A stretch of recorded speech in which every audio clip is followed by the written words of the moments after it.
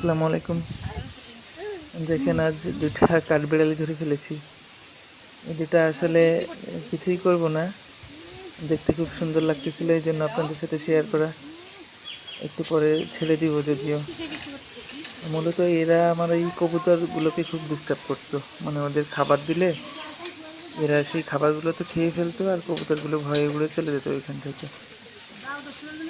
তো অনেক দিন ধরে এটা চলতেছিল, আমিও ট্রাই করতেছিলাম যে এদের ধরা যায় কীভাবে, কিন্তু এরা এতই চঞ্চল, এদের ধরাটা খুবই টাফ।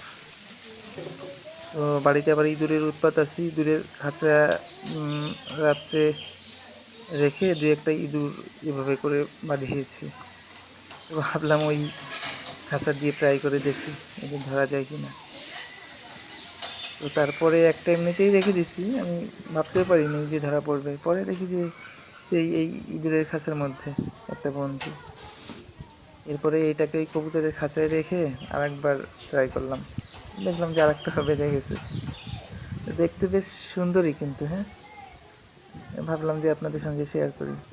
দেখেন কোয়ালিটি কিন্তু ইঁদুরের মতো, ইঁদুর যেভাবে কাটে সব কিছু দাঁত দিয়ে, এরাও ঠিক ওইভাবেই কাটার ট্রাই করে। আর দেখতেও বেশ ভালোই, ছোটো তো।